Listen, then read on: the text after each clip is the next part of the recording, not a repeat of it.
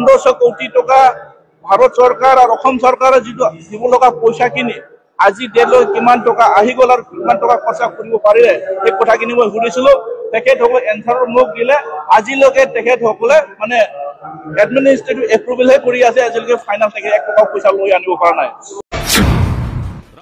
5 লাখ টাকা দিব লগা আছিল এই 5 লাখ টাকাৰ বিনিময়ত তেখেতক মাত্ৰ 3 লাখ টকাই দিলে বাকি 2 লাখ টাকাটো ক'ত গল 2021 পৰা 2025 লৈকে আজি দিনত তেখেতসকলে আমাৰ বিটিসি অঞ্চলত যে থাৰ্ড গ্ৰেড ফৰ্থ গ্ৰেড যে এপইন্টমেন্ট দিয়া প্ৰক্ৰিয়া যেটো আছে এই অনুযায়ী মই কুৱেশ্যন আনিছিলো তেখেতসকলে মোক এনসাৰ দিছে আজিলৈকে তেখেতসকলে এজন এপইন্টমেন্ট দিব পৰা নাই আজি আমাৰ বিটিসি যেটো এসেম্বলি চলি আছে ইয়াৰ যোগেদি মই কিছুমান কুৱেশ্যন আনিছিলো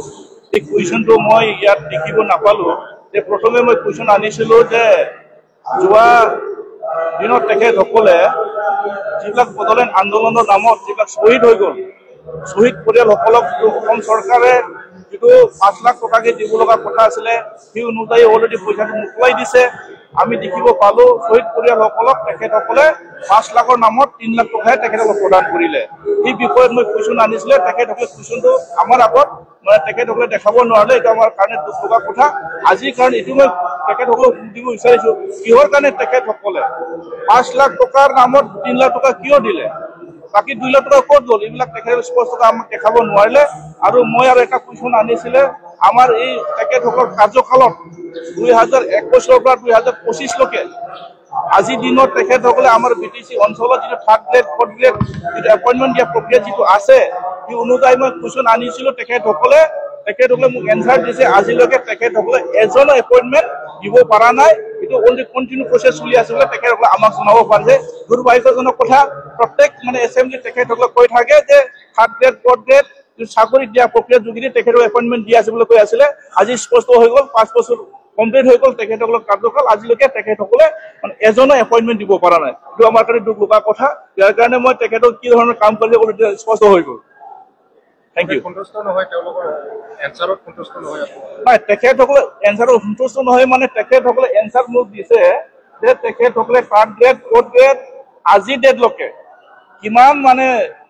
এপইন্টমেন্ট দিব পাৰিলে সেই কথাটো মই সুধিছিলো এসেম্বলিৰ যোগেদি তেখেতসকলে মই মানে এনসাৰ হিচাপে দিছে আজিলৈকে তেখেতসকলে এজন এপইন্টমেন্ট দিব পৰা নাই এটো স্পষ্ট হৈ আছে যদি লাগে আপোনালোকক এই বিষয়ত তেখেতসকলে দিয়া এনসাৰটো মই আপোনালোকক দিব পাৰিম তাৰ পিছত মই এটা এনসাৰ আনিছিলো যে মাৰ্কেট সকলৰ কাৰণে তেখেতসকলে যেটো 5 লাখ টকা দিব লগা আছিল এই 5 লাখ টকাৰ বিনিময়ত তেখেতক মাত্ৰ 3 লাখ টকাই দিলে বাকি 2 লাখ টকাটো ক'ত গল সেই কথাটো মই সুধিছিলো তেখেতসকলে আমাক এনসাৰ দিব পৰা নাই তাৰ পিছত মই সুধিলো যে আমাৰ বিটিআৰ চুক্তিৰ যোগেদি যিবিলাক 1500 কোটি টকা ভারত সরকার আর অসম সরকারে দিব লগা পইচাখিনি